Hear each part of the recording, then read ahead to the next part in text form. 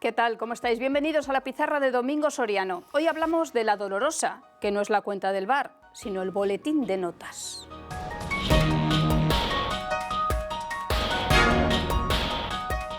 ¿Qué tal, Domingo? ¿Qué tal, Richard? Vengo un poco desesperada, y es que este año vienen todos a cenar a casa en Nochebuena.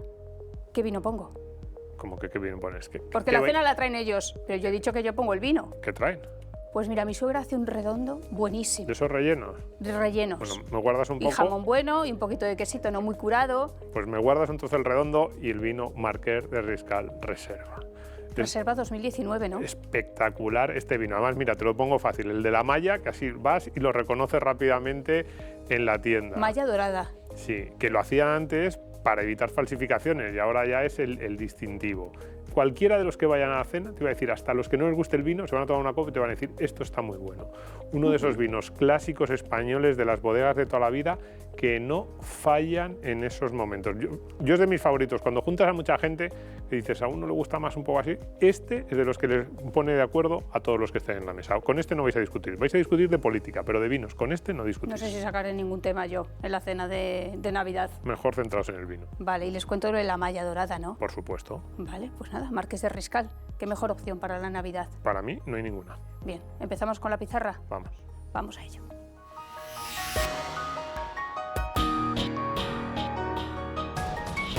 ¿Qué tal, Domingo? ¿Cómo estás? ¿Qué tal, Richard? Hoy hablamos del último informe PISA. Hoy hablamos del último informe PISA. ¿Qué necesidad si España está fenomenal? Pues eso, mira a la ministra de Educación, lo contenta que está. Vamos a escucharla. Me parece importante recordar el cuándo, la formulación del estudio, porque saben que una parte muy importante de estos años, el continente europeo y, por supuesto, todo el entorno de todos los países sufrieron la pandemia sanitaria, la pandemia del COVID, con lo que se ve reflejado en el informe. Pero sí que me gustaría trasladarles varias conclusiones que me parecen importantes. La primera es que España, en este informe PISA que hoy hemos conocido, es que se sitúa en niveles similares a las medias internacionales. Y es más, pese a la fuerte caída de todos los países, los distintos centros educativos españoles, en este caso, se adaptan mucho mejor a la adversidad, como digo, que han vivido todos los centros educativos en el continente europeo. Me ha parecido entender que el COVID es una especie de coartada. Un poco. Y por eso, de eso vamos a hablar. Vamos a ver los resultados de PISA de este año. Y bueno, vamos a intentar explicar cuál creemos nosotros que es esa realidad de la educación, la que no nos contará la ministra. Que no... A ver, ha lanzado algunas pistas ahí, hay otras que no, porque España se sitúa, parece como que estás mejorando, ¿no? Entonces, sitúas es un verbo que llama mentalmente a voy ascendiendo. Y no es eso lo que está ocurriendo. Vamos a verlo. Venga. Vamos a empezar por instalados en la mediocridad. Eso es. Bueno, ahí vemos en ese gráfico de la izquierda todos los países que participan en PISA. Y es verdad que vemos España, que está marcado ahí en rosa, en la media. Hemos cogido, además, el gráfico sin tocarlo, el que viene en el informe PISA para España, tal cual. Pues vemos ahí, marcado en rosa, España, un poquito, nada, un punto por debajo de la media de la Unión Europea y un punto por encima de la media de la OCDE. Y efectivamente, pues dice la ministra, nos situamos.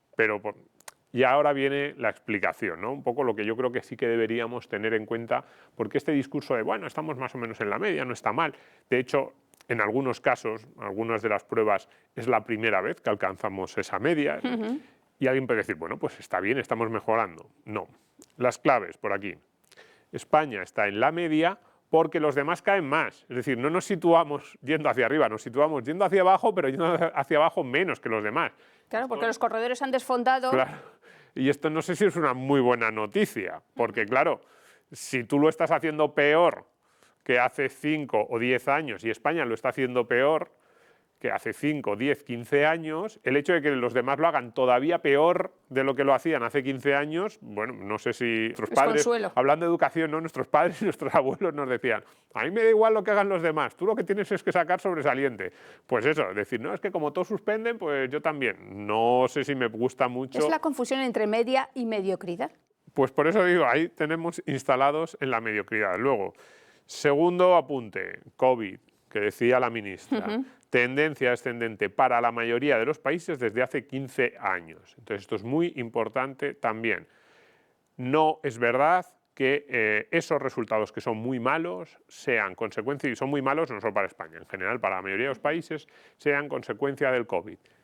La tendencia de la gran mayoría de los países europeos es hacia unas notas cada vez más bajas en PISA desde hace década y media, por lo menos. De hecho, yo creo que podríamos incluso irnos más allá en otros casos. Y España también. Entonces, lo único que pasa es que la pendiente ascendente de España, claro, también es verdad que partía de más abajo, no es tan acusada como ha habido países en los que el desplome ha sido llamativo. Bien, España va cayendo, no nos hagamos trampas, y cae desde antes del COVID. No tenemos mejores, porque si no diríamos, no hombre, tuvimos notas muy buenas en PISA pre-COVID, 2015. El COVID destrozó la educación. Destrozó y ahora, o sea, claro, y ahora pues 2015, 2018 y ahora en 2022, pues claro, era inevitable. No. Tercera clave. Sí. Muy poca excelencia.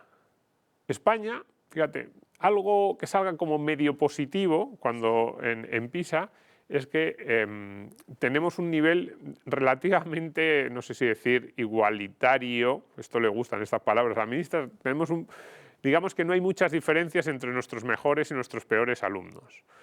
Esto se puede vender como algo positivo, oye, pues un sistema educativo que no marca tanto diferencias como otros países, pero claro, dices, si tienes una mala nota y un sistema educativo relativamente igualitario, eso quiere decir que mucha excelencia no hay. Claro. El principal dato de PISA preocupante, o uno de los principales datos preocupantes para España, es que el número de alumnos que están en el nivel superior, son 5 o 6, en PISA va de las puntuaciones de 0 a 6, pues que sacan puntuación de 5 o de 6, es muy bajo. De hecho, ahí, en esa clasificación, estaríamos incluso por debajo de lo que vemos en esta lista. Claro, es verdad, hemos puesto al mejor, pero fijémonos, solo un 6% de alumnos españoles pueden calificar como brillantes o que sacan las notas más altas, ese nivel de 5 o 6 que marca PISA. Y es que a lo mejor muy, habría muy más, bajo. pero claro, el sistema educativo Claro, quizá está haciendo ahí un tapón. Es verdad que yo aquí a la hora de poner brillantes, porque brillantes llama más a las condiciones innatas del alumno, a lo mejor, pues bueno, no sabemos, pero podríamos haber puesto con las notas más altas. Y no o siempre así. es así, porque los profesores se quejan de que no pueden dar clase, en muchos casos, ¿no?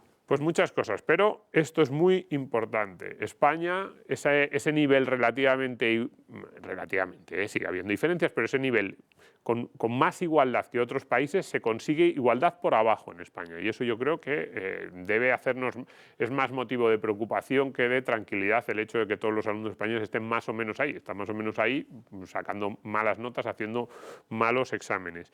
Y fíjate, ya me salgo de las estrellas, Japón, Corea, que no sé por qué nos tenemos que salir, porque siempre es como, bueno, los asiáticos son un poco especiales, vamos a compararnos con Europa. ¿Por qué no vamos a mirar a los asiáticos, que son los que lo están haciendo?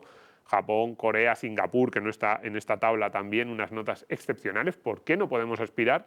¿Qué tienen los niños españoles que no tengan los coreanos o los japoneses? Pues bueno, pero venga, incluso si nos salimos de eso, estamos a más de un curso escolar, porque 20 puntos, entre 20 y 30 puntos se considera que es la distancia que se adquiere en un curso escolar. Pues bien, miremos esa lista y miremos las puntuaciones. A más de un curso escolar de Estonia, Suiza, Países Bajos, ¿por qué no podemos tener ese nivel?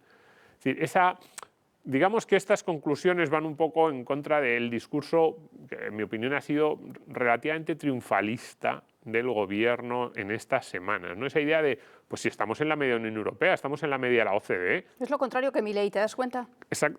Hay que ir a la excelencia en educación. Hay que decir la verdad. Luego en los mítines, hay que afrontar los problemas. En los mítines dicen que es lo que más les importa, que tenemos que aspirar a que nuestros hijos tengan la mejor educación, las mejores oportunidades, que estén preparados para la nueva economía del siglo XXI, y luego salen estas notas y dicen, no, hay la mediocridad, un poco, hay un puntito por encima de Portugal, o sea, y dices, ahí en la media de la OCDE, con la Unión Europea, y dices, pero ¿y por qué no miramos a Estonia, a Suiza, a Países Bajos, a Canadá?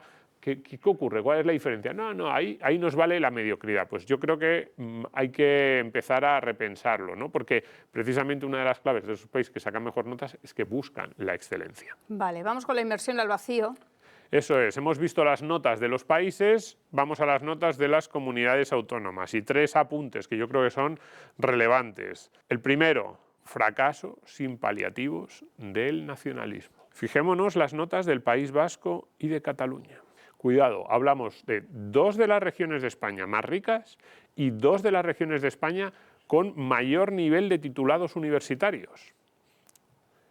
¿Por qué digo esto? Porque normalmente, entonces, si tú haces unas pruebas en un colegio y divides, ¿no? Aquí en una clase pongo a los niños que vienen de familias de renta alta. En esta clase pongo a los que vienen de renta alta y que sus padres son titulados universitarios. En otra clase pongo a los de renta media, media-baja y sus padres con solo educación secundaria. Y en otra clase pongo a los de renta baja y sus padres no tienen ningún tipo de titulación. Lo normal es que lo hagan mucho mejor los de la primera clase. Pues bien, País Vasco y Cataluña son dos regiones con renta per cápita más alta que la media, mucho más alta. De hecho, el País Vasco está junto con Madrid, son las dos regiones más ricas de España, y dos de las regiones en las que hay más padres con titulación superior.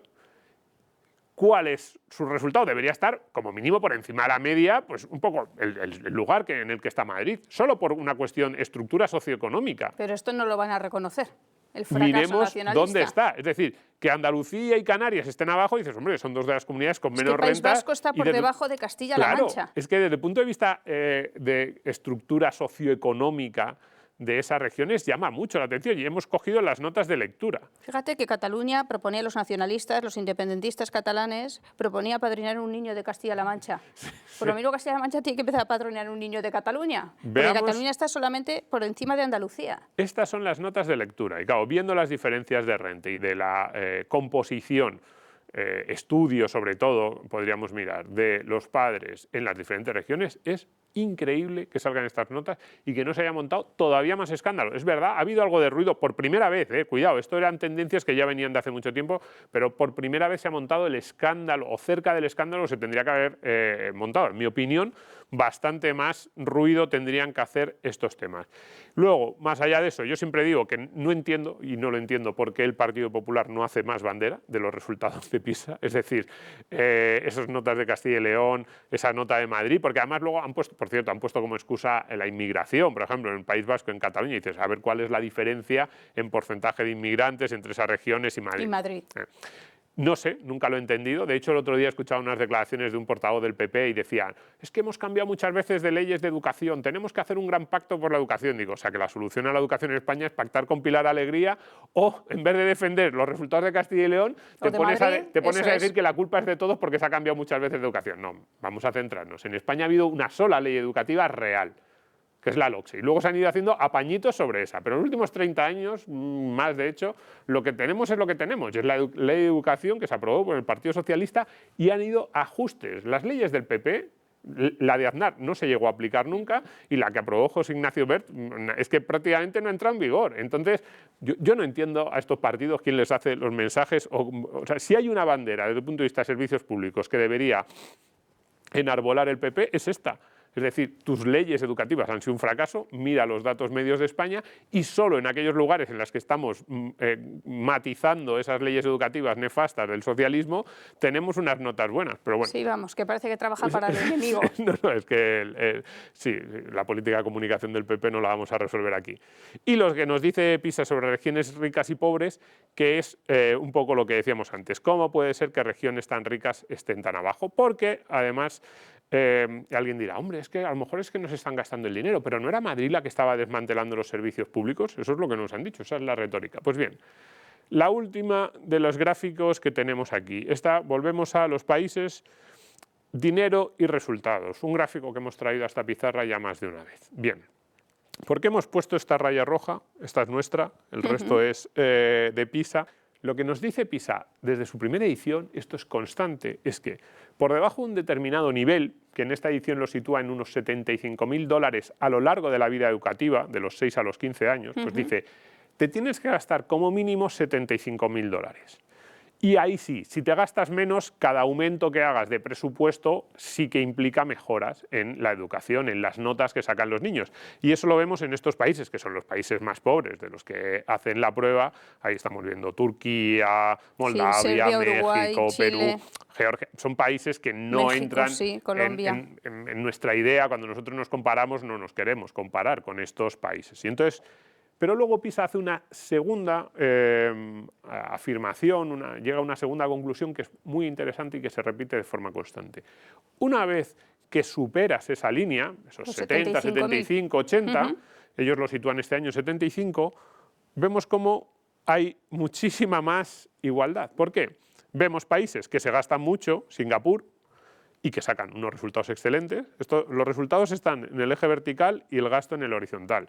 Entonces hay países que gastan mucho, Singapur, están aquí muy a la derecha, pero también sacan unos resultados espectaculares, muy arriba. Hay países que se gastan poco, por ejemplo, mira, Japón, por debajo de la media, resultados espectaculares. También ahí podríamos poner a Estonia, ¿no? La nueva estrella de la educación. Hay países que se gastan mucho, vemos aquí a Noruega, Estados Unidos, se gastan mucho, prácticamente lo mismo que Singapur, y sin embargo tienen unos resultados en la media o por debajo de la media, y hay países que se gastan poco y que también tienen malos resultados. Pues mira, ahí a lo mejor España, Portugal, bueno, gastan un poquito menos que la media y están en la media. Pero fíjate España y Francia, ¿eh? Pero, y es una media un poco engañosa la de las notas, porque es la media de todos los países que incluye a los países de la parte inferior, ¿no?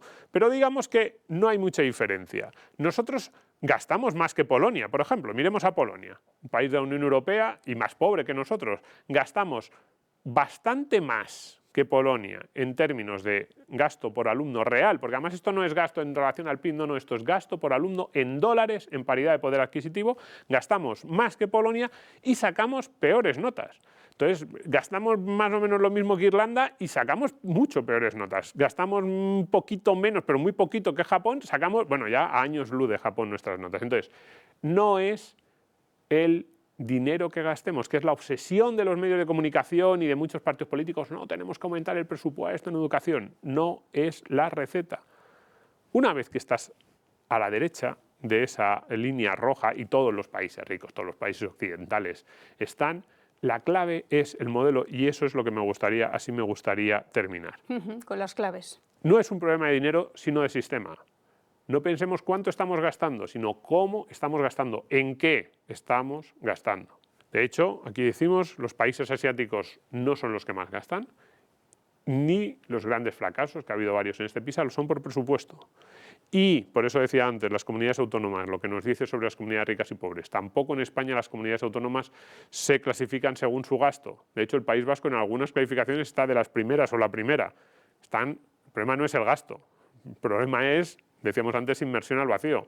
Claro, obligas a un niño a aprender en una lengua que no es la suya y tiene los resultados. Esfuerzo, y además en una lengua tan compleja como el euskera y tiene los resultados que todos podíamos prever. Si es que esto no es ninguna sorpresa. No sé cuántos años tienen que esperar para reconocerlo. Y ¿Cuántas generaciones fracasaron? Nuestro modelo, esto ya es mío, esto no lo dice PISA, pero yo creo que hay cosas que sí que se van repitiendo en PISA. Al menos yo cuando lo leo, yo sí que creo que se pueden sacar este tipo de conclusiones, pero bueno, esto es lo mío. Digamos que esto no viene en el informe, sino son más mis conclusiones leyéndolo.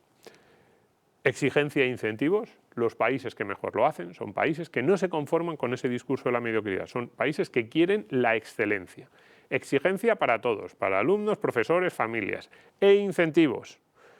Los niños saben que para ir a la mejor universidad, para ir a los mejores centros, tienen que sacar buenas notas. Que el mercado laboral también premiará a aquellos que acudan a los mejores centros y saquen las mejores calificaciones. Desde muy pequeños saben que el objetivo, que lo que se les está pidiendo es que sean excelentes. Eso yo creo que ha desaparecido, no solo en España, sino en la mayoría de los países europeos. Es algo muy etéreo, dices, ¿cómo mides eso? Sí, es cierto, es difícil de medir, pero una de las claves en Japón, en Corea, es la importancia que se le da a la educación, importancia real, no en los discursos. Memoria y repetición. Memoria y repetición, esto es muy muy contracultural, pero es una de las claves. Son sistemas que no desprecian el conocimiento adquirido de forma memorística y que no desprecian la repetición. Esto no quiere decir que luego los niños no sean capaces también de, no sé, imaginar, trabajar en grupo, estas cosas que ahora son tan importantes en los colegios, pero ese es el complemento que llega una vez que tú tienes los conocimientos básicos muy bien afianzados.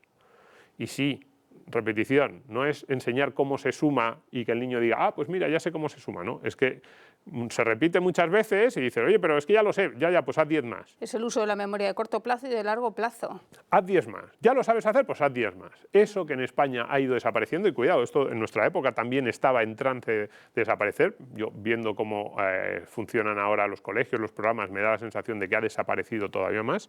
Es importante en muchos de los países que están sacando buenas notas. Yo creo que deberíamos por lo menos darle una pensada.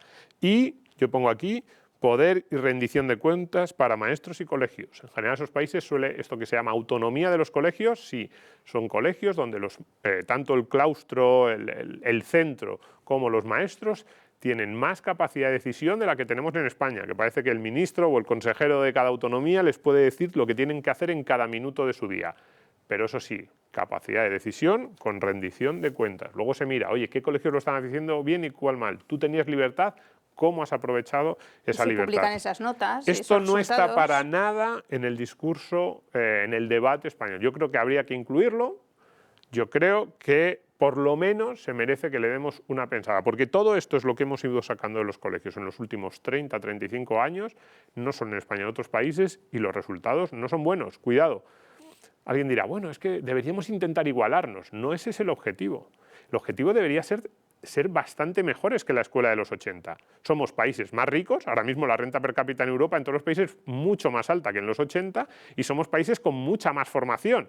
En los 80 era relativamente extraño o el porcentaje de alumnos con padres universitarios era bajo en los 80, en los 70, en las aulas españolas, ahora es bastante alto porque son los hijos de aquellos universitarios de los 80. Entonces, lo que decíamos antes, por estructura socioeconómica deberíamos haber mejorado mucho respecto a los 80, los 90, los principios de los 2000 y sin embargo estamos estancados hacia abajo. Esto es un problema muy grave que yo creo que deberíamos afrontar en todos los países europeos, pero también en España. No nos conformemos con ser mediocres como los demás. Gracias, Domingo. Gracias, Richard. Gracias a todos por estar ahí.